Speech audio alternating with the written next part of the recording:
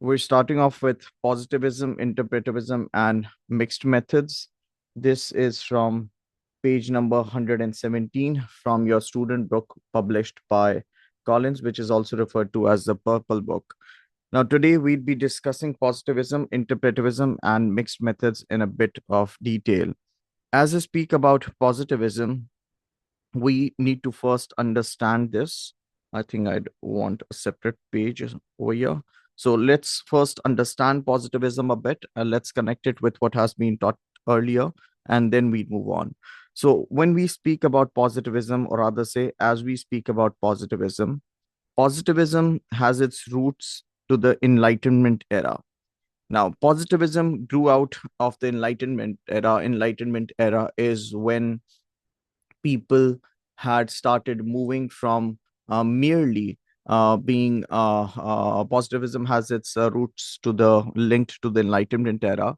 This is when people had started moving away from merely relying on religion.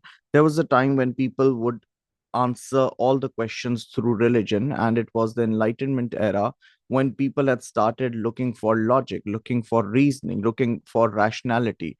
So pre the Enlightenment era, religion had a lot of influence. Religion had quite an important role to play for the society. As we speak about positivism over here, positivism grew out of the Enlightenment era. I'll just write this down just in case. So, positivism, we could say, grew out of the Enlightenment era.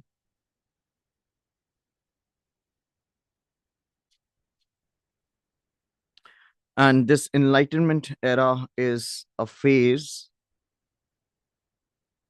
when reason and science were seen as the best tools to understand the world. So, this is when people were trying to understand the world, and they were trying to understand the world through science and reason. And while doing so, they were moving away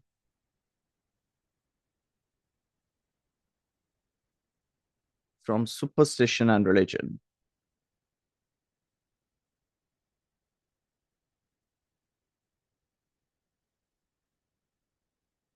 Now, about positivism, positivism has its links. I'll just pull up another arrow. Now, positivism has its links to the 19th century. Today, as I speak, it's the 21st century. It was seen to be a philosophical approach.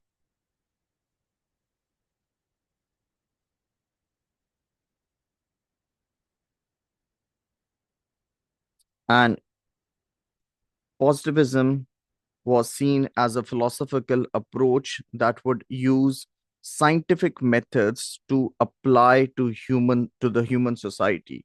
So this particular philosophical approach was trying to use scientific methods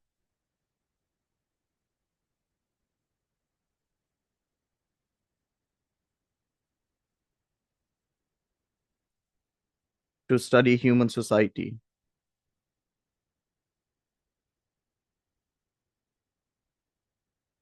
Now, positivism, hai kya? What is positivism?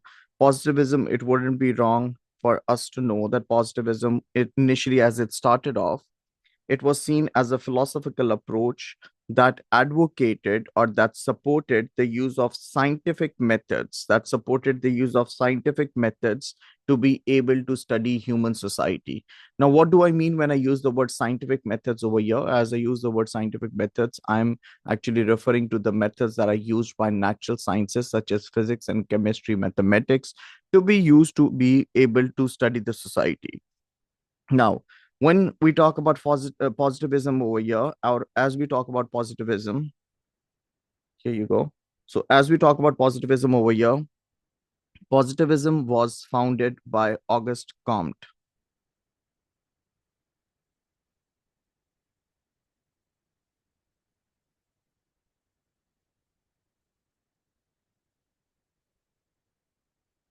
And about Auguste Comte, he was born in the 18th century, that is in 1798, towards the end of the 18th century, and he died in 1857. This gentleman, Auguste Comte, is not only the founder of positivism, but he was also the person who coined the word sociology. The word sociology was coined by Auguste Comte. Now, that being said, let me take you to this book again.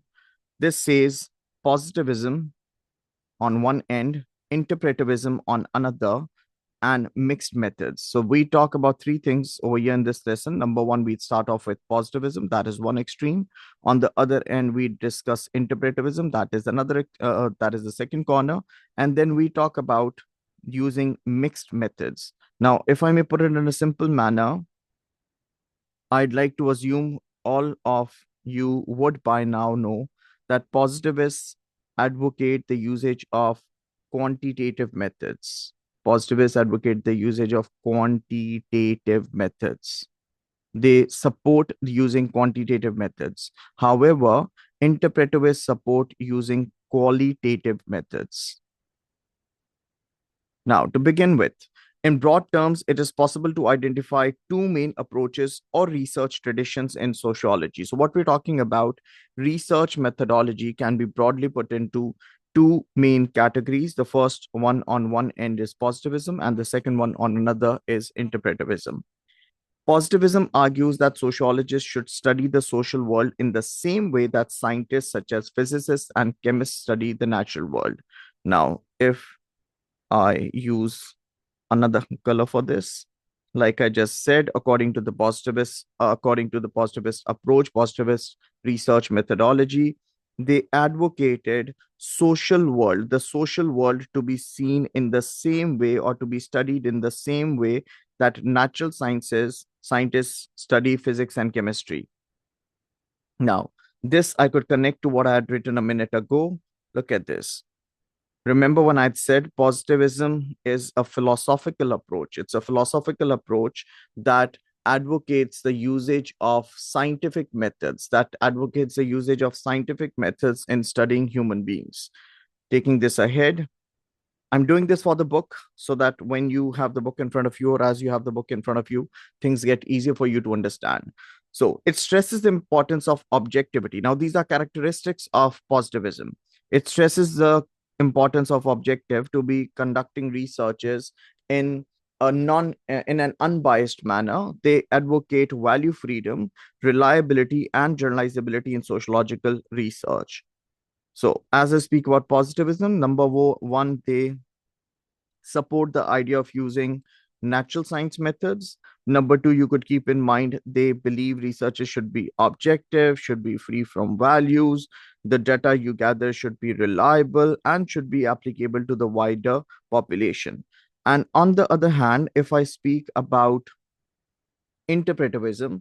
Interpretivism emphasizes on meaning, subjectivity, and validity. Look at the difference over here. On one end, positivists believe natural science methods can and should be used for a sociological research. And on the other end, if we talk about interpretivists believe natural science methods cannot and should not be used in a scientific research. Interpretivists emphasize on meaning. Whatever's happened, let's study it in detail.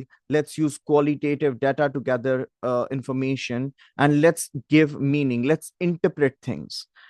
Interpretivists support the idea of, or interpretivists rather say, believe that research is, when you're conducting a research would be subjective, or in other words, a research would have biases to it, a research would have values to it, a research would be opinion based. Now, according, if I take sides with the interpretivists for a moment, according to the interpretivist perspective, how is it practically possible for you to conduct a research without involving your own opinion, without involving your own biasness, without involving your own values? So, taking this ahead, over here, we are talking about two contrasting we're talking about a discussion. We're discussing two contrasting elements over here. On one extreme we have positivism, and on the other extreme, we have interpretivism. So this unit looks at positivist idea of Comte and Durkheim. It explores the ideas of Maxwell Atkinson, J.W.B. Douglas, and Max Weber, whose approaches are influenced by interpretivism. Finally, it examines mixed methods approach to sociological research. Now, without any further ado, let's take this ahead and talk about the connection between positivism and quantitative methods. We're talking about the connection between positivism and quantitative methods over here. Now, as we speak about positivism and quantitative methods, the founders of sociology, that is Durkheim and Comte, in the 19th century, remember I had mentioned this in the introduction over here. Here you go. So the founders of sociology in the 19th century saw sociology as a scientific discipline. They saw sociology as a scientific discipline. In other words, sociology was initially seen, or rather say it was intended to be a scientific discipline, or the founders of sociology wanted sociology to have the same status that other scientific methods did.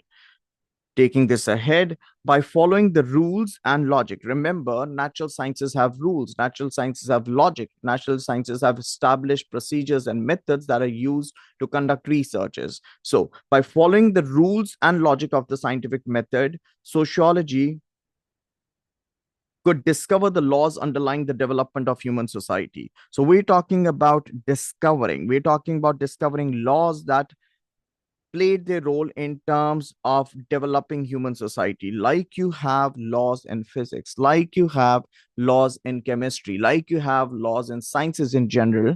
According to the founders of sociology, that is primarily Auguste Comte, even sociology would be able to, if scientific methods are used, even sociology, if scientific methods are used, sociology would be able to discover the laws, to be able to discover the laws that underlie the development of human society.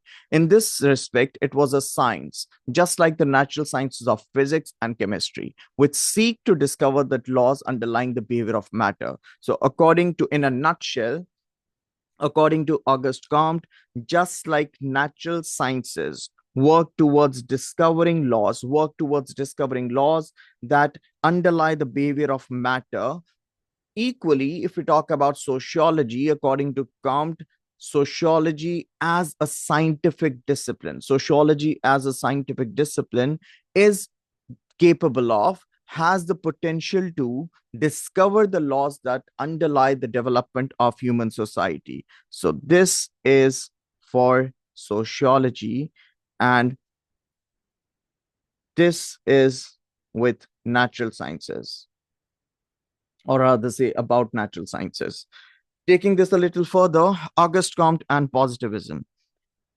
Auguste Comte was born in the latter part of the 18th century, that is 1798, and who died midway in the 19th century, that is 1857. Now, do we need to learn these dates? No, you do not need to learn these dates. I keep on referring to them every now and then because I want you to have an idea that the theories, that the approaches, the school of thoughts that we are trying to study over here, they come from people who lived, who are not from today, they're from the past. And imagine this gentleman, Auguste Comte, the founder of sociology, the founder of positivism, and the person who coined the word sociology.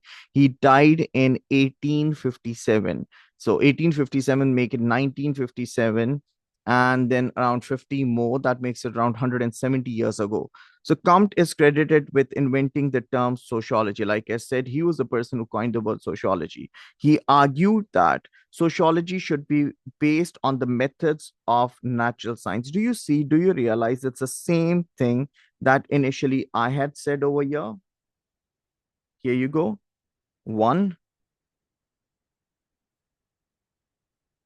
you came across the same thing over here. Two, and now the third time you saw it over here. And this is when you're studying the same thing for the fourth time. So I think by now everyone can learn this easily, that It was Auguste Comte, the person who coined the word sociology. It was Auguste Comte, the person who founded positivism. And Auguste Comte, the founder of positivism, believed that natural science methods or scientific methods, methods that are used in physics, chemistry, and mathematics, should be used in sociology. Now, about this particular thing, you would get, I mean, this is a popular 26 mark question that you come across uh, in your CIs as well. We would not be discussing that question or the content that could possibly be used in that question.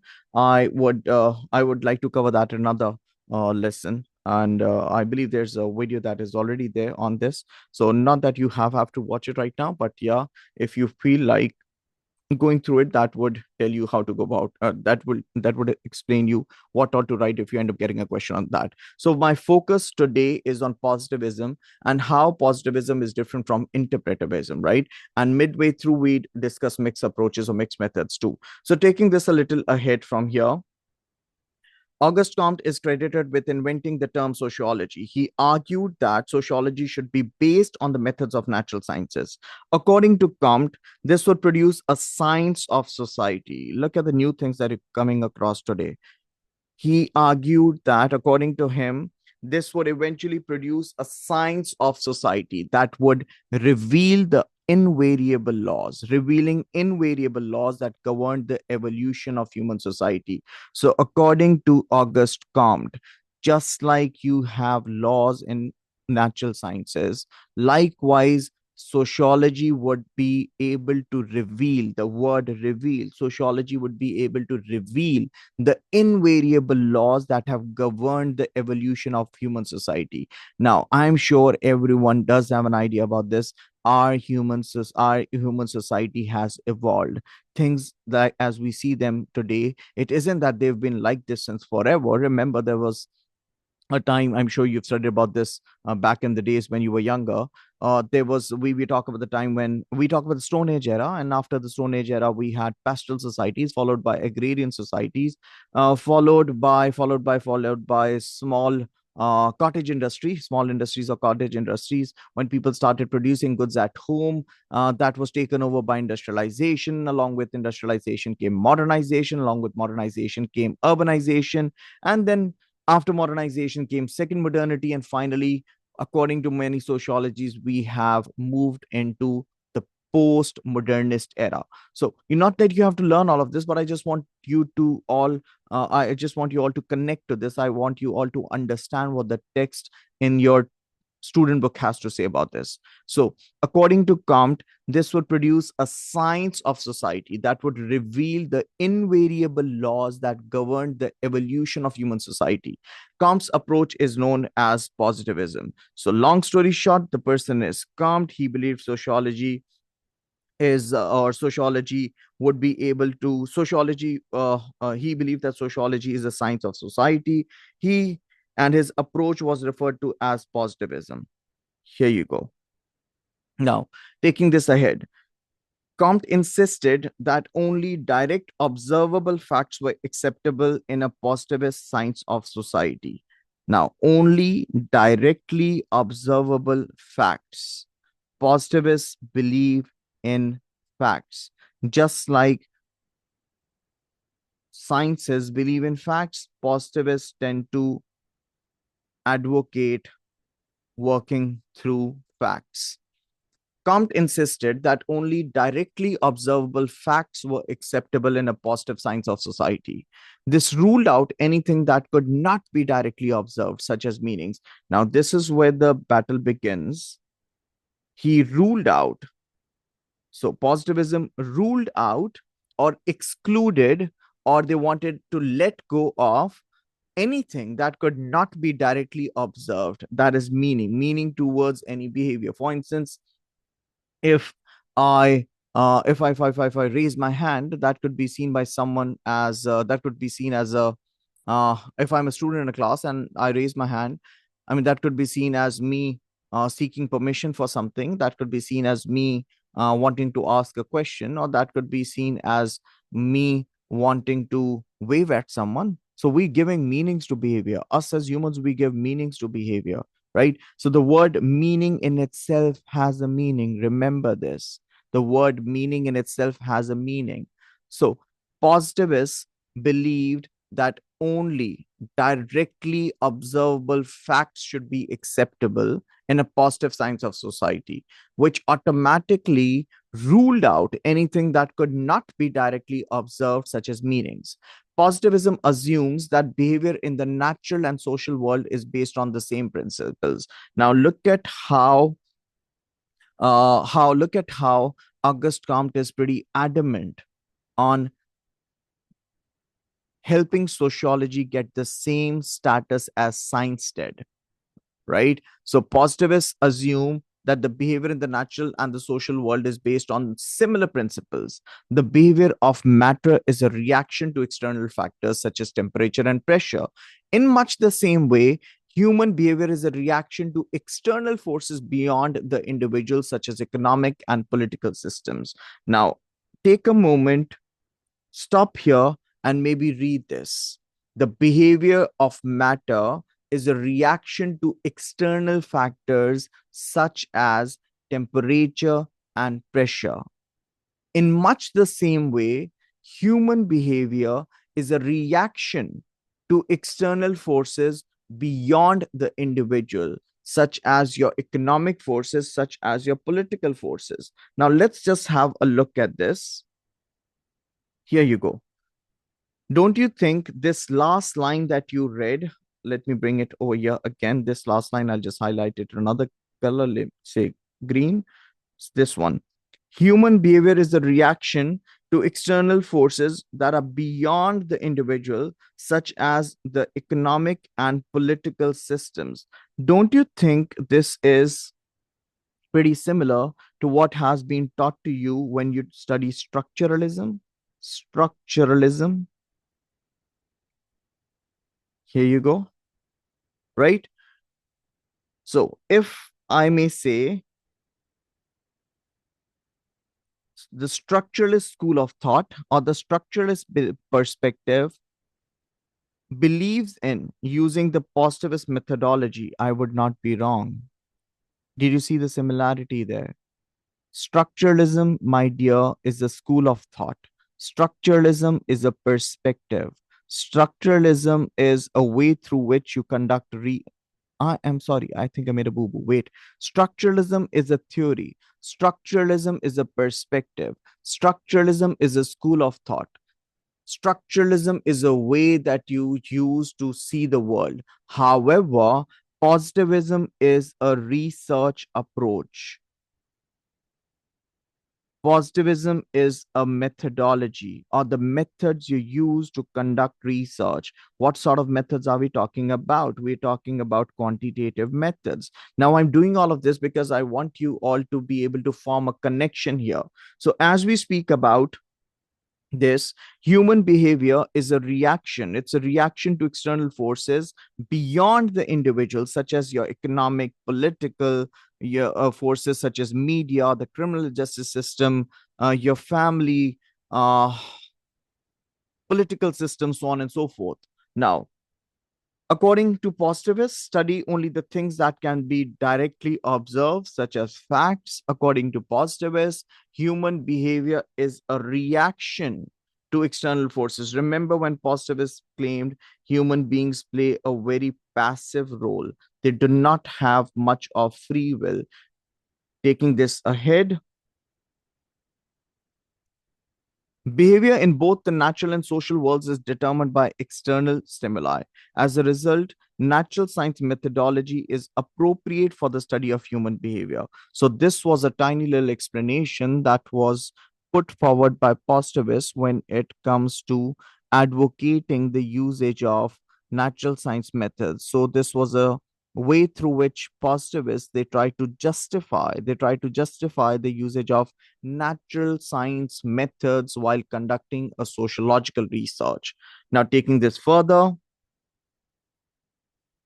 scientists explain the behavior of matter in terms of cause and effect relationships. If you've ever been a science student, you would understand this better. But even if you're not a science student, remember cause, wait,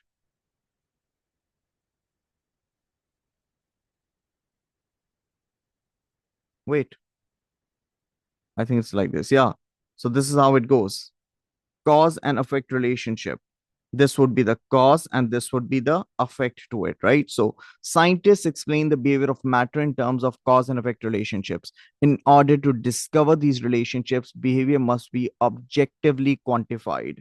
So just like you use cause and effect relationships, just like you use experiments when you're conducting scientific researches, you might as well use experiments while conducting sociological researches, says who positivists do. In order to discover these relationships, behavior must be objectively quantified. So we have discussed objectivity a couple of minutes ago. We've spoken about how positivists advocate using quantifiable data. It must be measured in the form of numbers, and these measurements must be objective, unbiased, and value free. Your researchers does not or your researchers should not involve your personal opinion. Your researchers should not involve your biases. They should not be affected by the researchers values, their morality, and politics.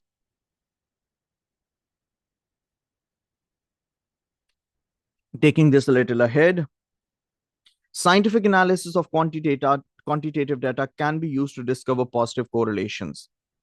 So according to positivists, you could discover positive correlations. See, when you have quantitative data, when you have numeric data, it gets easier for you to discover correlations. Correlations or the relationship between two variables. For instance, if I may say, the amount of hours studied, if they increase, your CAIE grade would improve. So I can only be able to talk about a correlation of this sort or this nature when I have quantitative data. If I do not have quantitative data, I would not be able to do this. So statistical analysis of quantitative data can be used to discover positive correlations, that is, links or connections between social factors. Correlations, or if I may give you another example, more of unemployment and more of an increase in the crime rate at the same time. Now, I can only do this when I have quantitative or numeric data on me. Statistical analysis of quantitative data can be used to discover positive correlations, links or connections between social facts, I'm sorry. Correlations may indicate relationship between social facts. Theories can be developed to explain these relationships. In this way, the positive science of sociology may uncover the invariable laws that have governed human behavior. Now, if you may read this paragraph again on your own, what does this paragraph say according to the positivist approach? When you have quantitative data, I think I'll just put it down over here. When you have quantitative data, it gets easier for you to be able to discover correlations. Correlations between what? Correlations between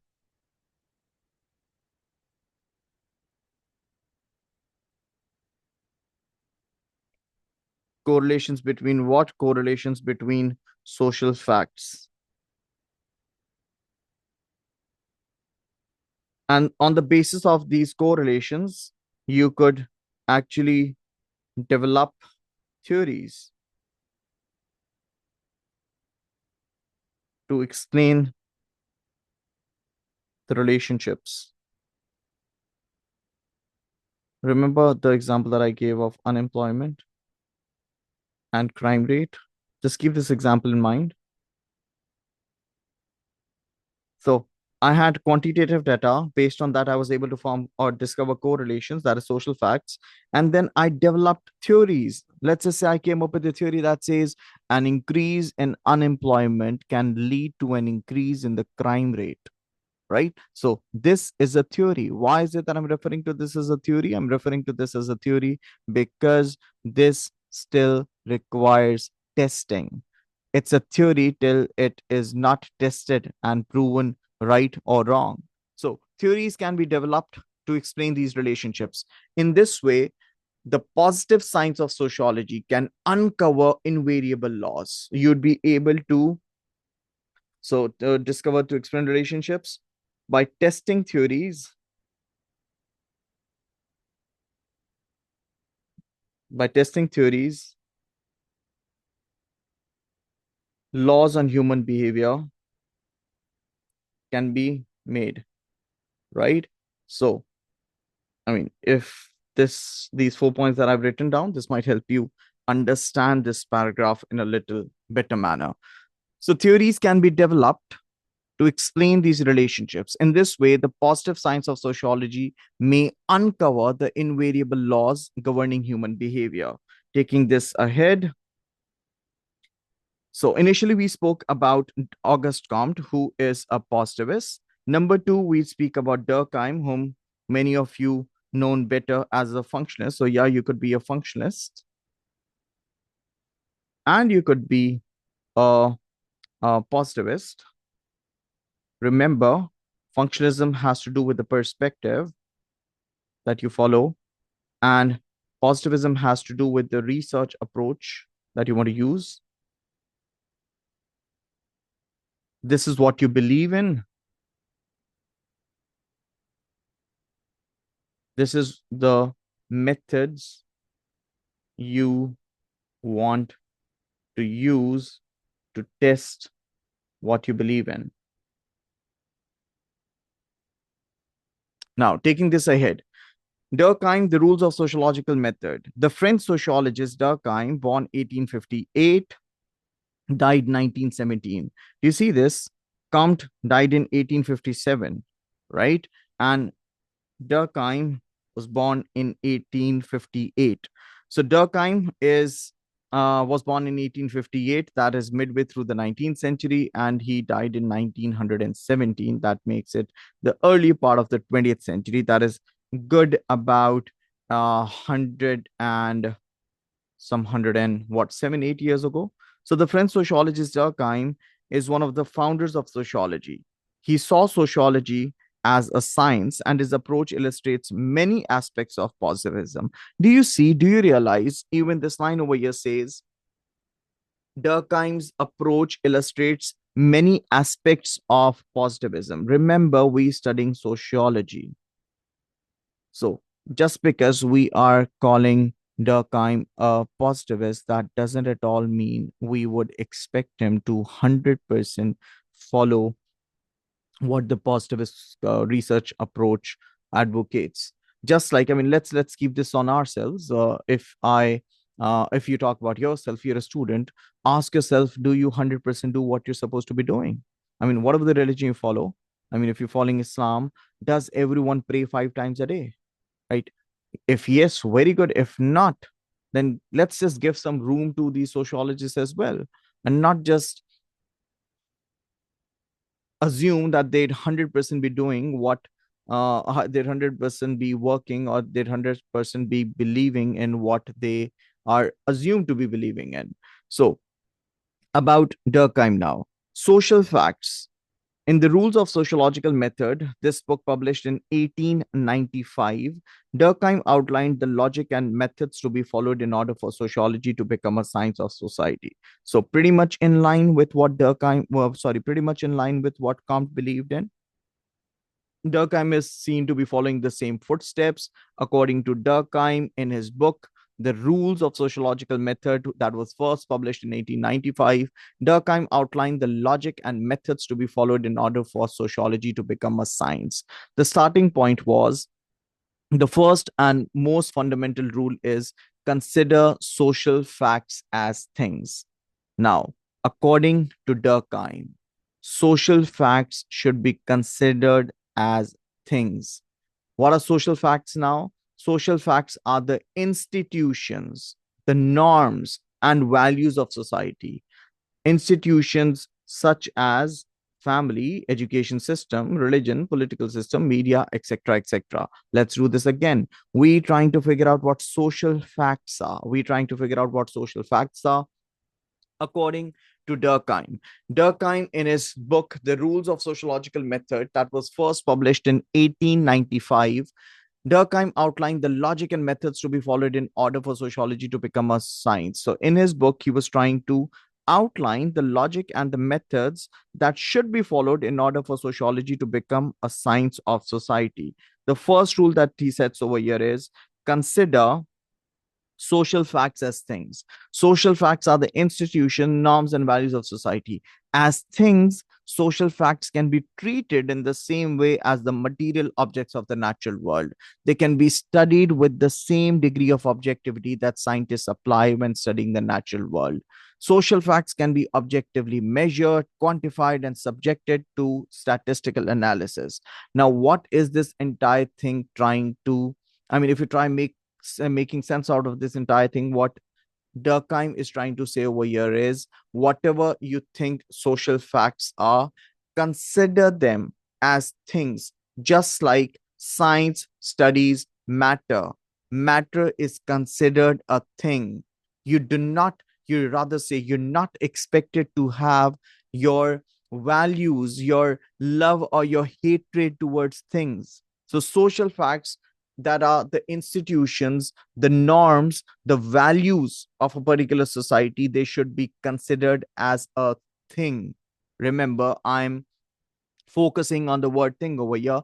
And if you're able to do so, you can maintain the same degree of objectivity, objective research, a research that does not have your personal biasness to it. When you're considering norms as things, when you're considering values as things, when you're considering institutions as things, you would be pretty neutral about them. You would not be holding an opinion about them. So they can be studied with the same degree of objectivity that scientists apply when studying the natural world. Social facts can be objectively measured, they could be quantified and subjected to statistical analysis. Correlations can be drawn between social facts, cause and effect relationships can be established, and theories developed to explain these relationships. In this way, real laws are discoverable in the social world as in the natural world. So, in a nutshell, if I talk about this entire paragraph that we have over here, according to Durkheim, what Durkheim is trying to advocate, what Durkheim is trying to explain over here is it is high time that in sociology, or it is high time that in order for sociology to become, I'll just highlight this one, in order for sociology to become a science of society, in order for sociology to become the science of society, it is pretty important that these social facts are considered a thing. And when we're saying social facts, we are referring to institutions, not only institutions, the norms and the values that any particular society does have. According to Durkheim, again, when you or as you start considering these social facts as thing, you might not come across many problems to study them in an objective manner without your personal biases being involved into it. You might not find it problematic to quantify the data that you receive, and it might not be very difficult for you to be able to discover discover laws about a society, discover laws that govern a society, just like you're able to discover laws when you're studying science, just like you're able to discover laws when you're studying physics and chemistry. Taking this ahead, critiques question this. So it's not that Durkheim did not face any criticism here.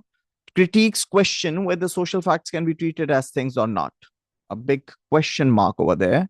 In their view, human beings have consciousness and are therefore fundamentally different from inanimate objects that make up the natural world. Now, this particular point might make a lot of sense to you all. Human beings are known to have consciousness, and they are not like inanimate objects. Inanimate objects, such as your pen, such as your computer, your laptop that you have in front of you.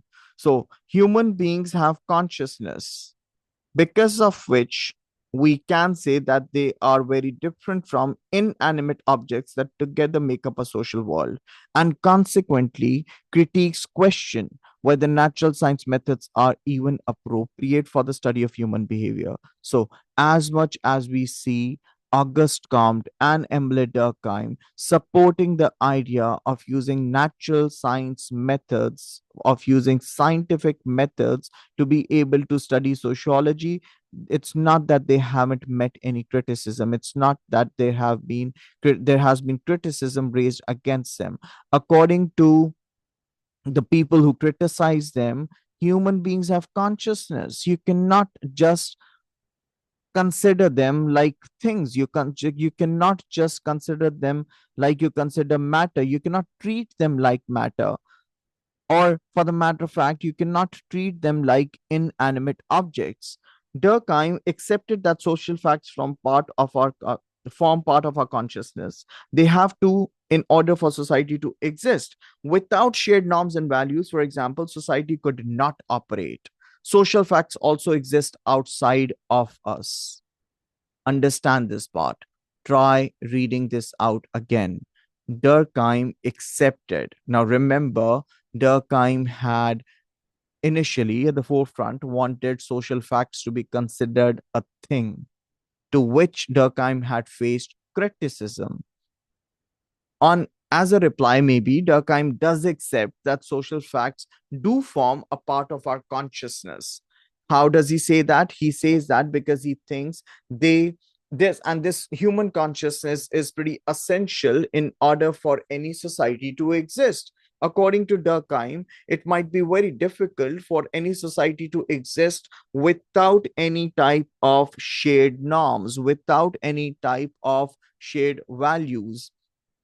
However, although they're a part of us, social facts also exist outside of us. In Durkheim's words, collective ways of acting and thinking have a reality outside the individuals. Members of society do not simply act in terms of their own particular psychology and personal beliefs.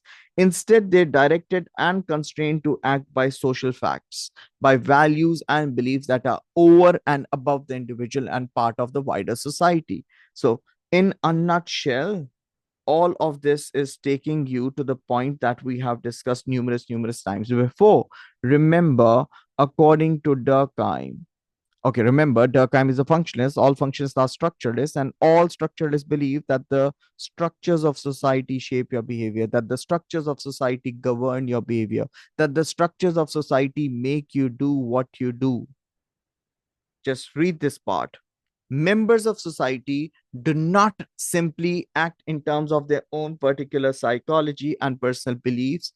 Instead, they're directed and constrained to act by social facts. So, we are directed and constrained to act by social facts. Remember, according to the functionist perspective, according to Durkheim, according to structuralists, us as humans, we play a very passive role within a society.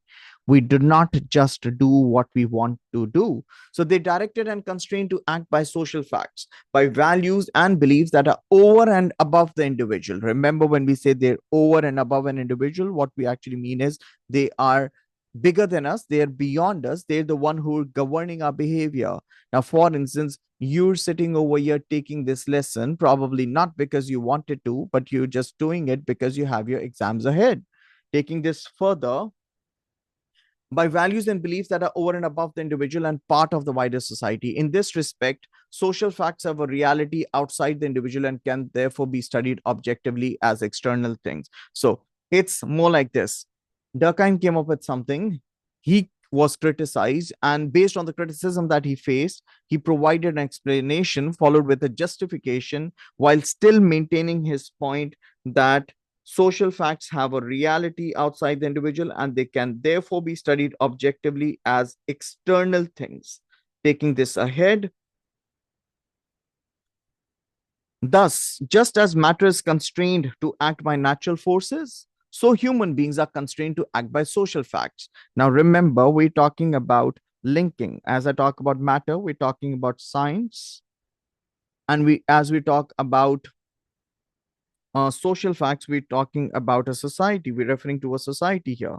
So, just as matter is constrained to act by natural forces, so human beings are constrained to act by social facts. Matter reacts to external stimuli, and people react to social facts in the wider society. Given this, social facts can be studied using the methodology of the natural sciences. Durkheim adopted a structural perspective and put more emphasis on structure than human agency. Remember, Durkheim is a functionalist. All functionalists are structuralists, and I've mentioned this at least 50 times during our lessons. So Durkheim adopted a structural perspective and put more emphasis on structure than on human agency. He saw social structure as being external to the individual and as limiting people's behavior. For instance, the legal system and social customs existed before a particular individual was born, and they constrain that individual's behavior. However, critiques argue that structural approaches downplay human agency and the existence of free will. So, again, we're talking about a debate over here, an ongoing debate between positivists and interpretivists. The people who follow interpretivism, we refer to them as interpretivists. Positivism is linked to structuralism. Structuralism has functionalism, Marxism, and feminism to it.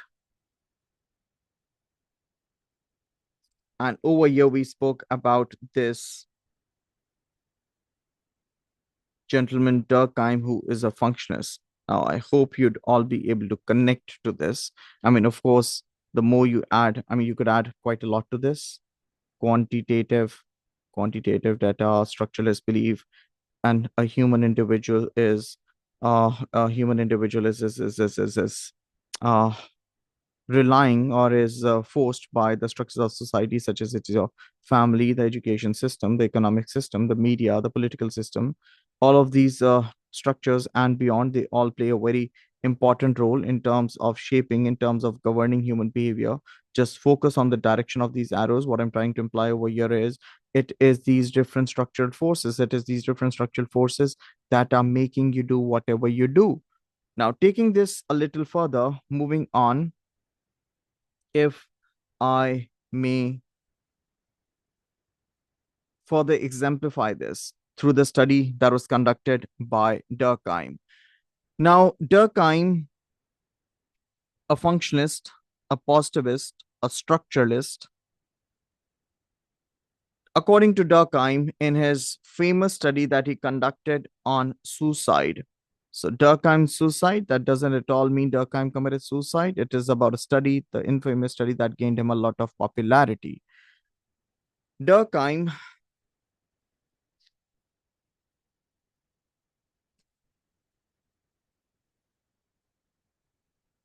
so we're discussing this research example over here. A study in sociology, 1897, exemplified. So this is the name. Oh, sorry, this entire thing. So Durkheim's Suicide, a study in sociology, exemplifies his rules of sociological material. Durkheim argued that the causes of suicide rates. Now we're talking about Durkheim. Remember, Durkheim's a structuralist, and Durkheim believed that if you are to explain a rise in suicide rate, or if you are to explain suicides, do not blame the individual, because guess what?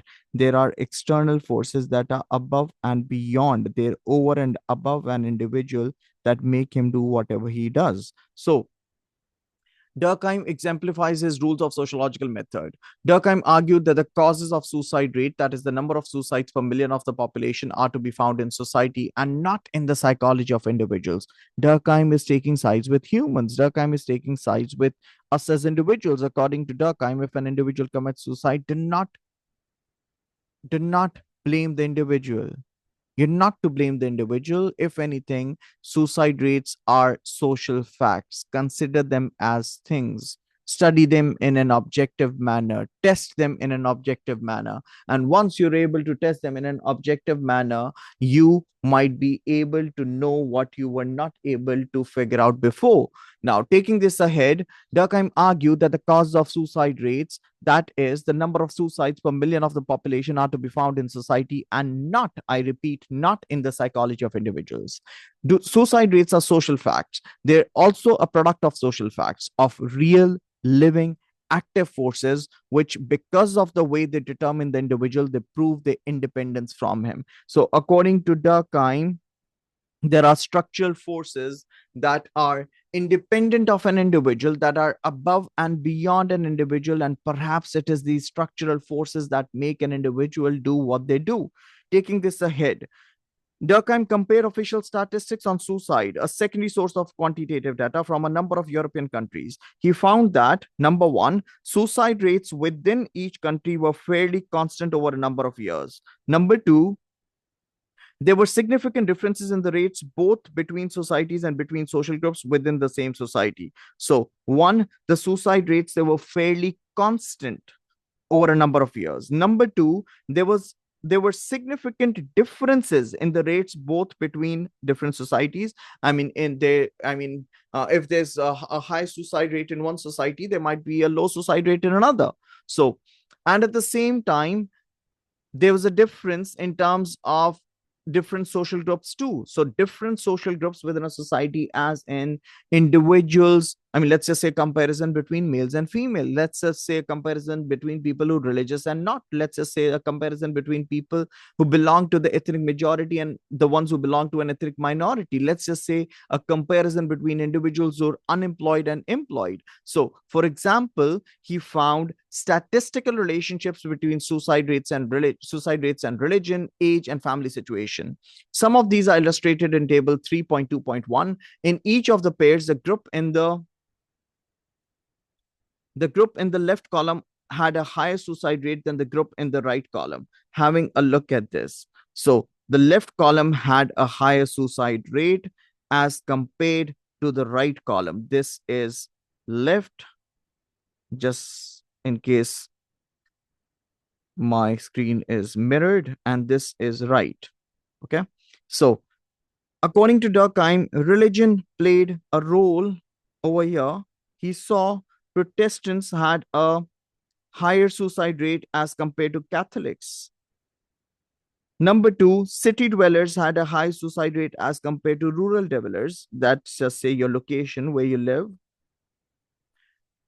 Older adults had a higher suicide rate as compared to younger adults, your age, your marital status. Unmarried people had a higher suicide rate as compared to married people.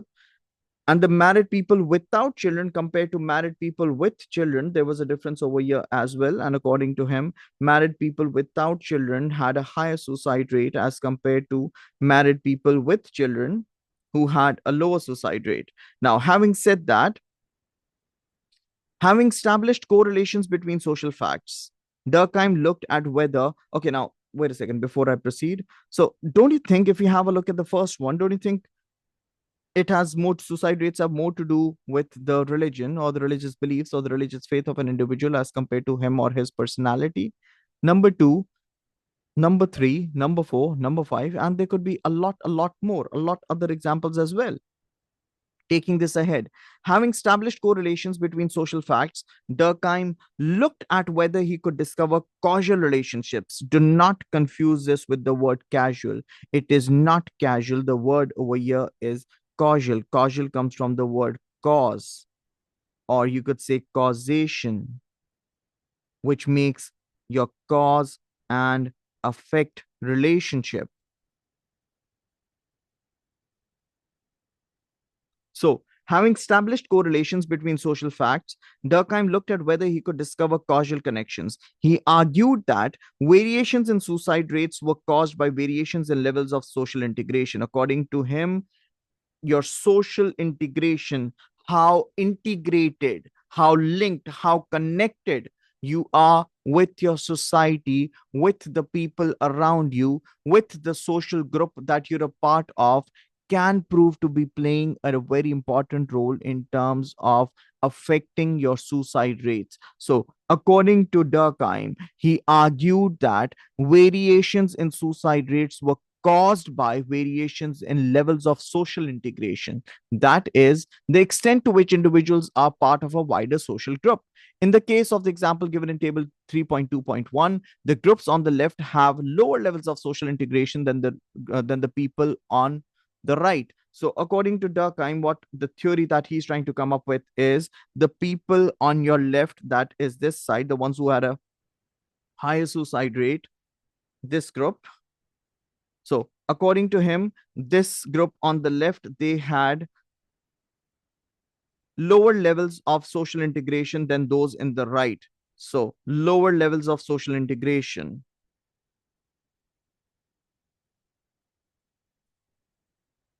Lower levels of social integration.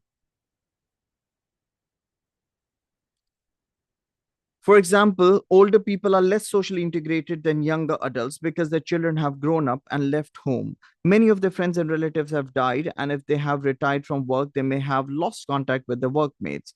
Using examples such as this, Durkheim claimed that suicide varies inversely with the degree of integration of the social groups of which the individual form a part of. In other words, it when we say it varies inversely, suicide rates,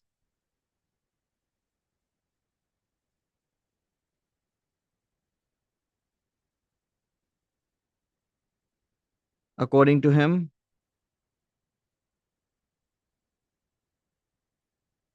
the more integrated you are, if your integration within the society is high, your suicide rate for that society would be low. And if your integration within the society is low, the suicide rate within that society would be high.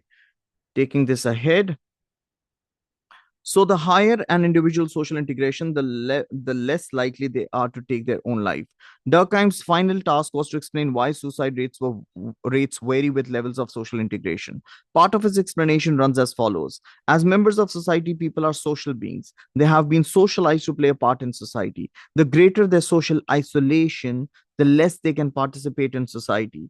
Their lives lack meaning and purpose unless they are shared with others. In a situation of social isolation, the individual yields to the slightest shock of circumstances because the state of society has made him ready prey to suicide. So, again, the state of society has made him a ready prey to suicide. Why though? Because this society had socialized him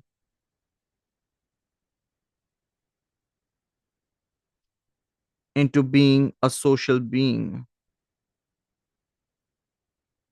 And the moment you feel socially isolated, the moment you feel your social integration within the society is reducing, you are a ready prey to suicide, according to Durkheim. This is an old study, a classic one, though, was conducted in the latter part of the 19th century. Remember, 1897, and then it was the 20th century, 24, 25 more. So this study is good about 100 and around 130 years ago, nonetheless a classic one. So Durkheim did not claim to explain all aspects of suicide. He did not, just in case, right? So a tiny little disclaimer over here: Durkheim did not claim to explain all aspects of suicide. For example, he did not explain why a small minority of socially isolated individuals committed suicide. He saw that, I mean, if you are to say it is people who are socially isolated who committing suicide, I mean, in that case, according to that, if you try turning this into a rule of thumb, that means anyone and everyone who's socially isolated would commit a suicide. However, it's not that way, because only a small minority of individuals who are socially isolated might end up committing suicide. Taking this ahead, He saw this as the job of the psychologist because it concerns individual behavior rather than social facts. So he has his disclaimer there. Durkheim believed that his research on suicide proved that scientific methodology was appropriate for the study of society because it had shown that real laws are discoverable.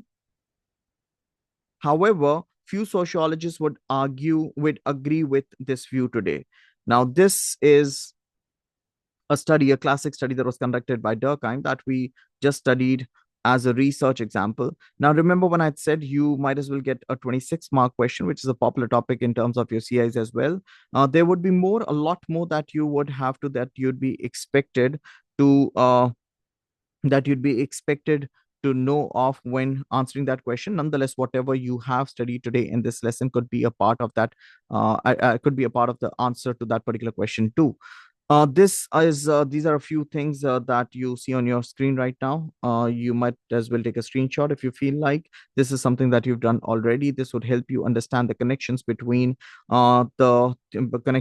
theories and methodology over here. Remember, if I talk about this left side of the screen, I've written structuralism, which is a macro theory, and structuralists tend to believe in the positivist methodology.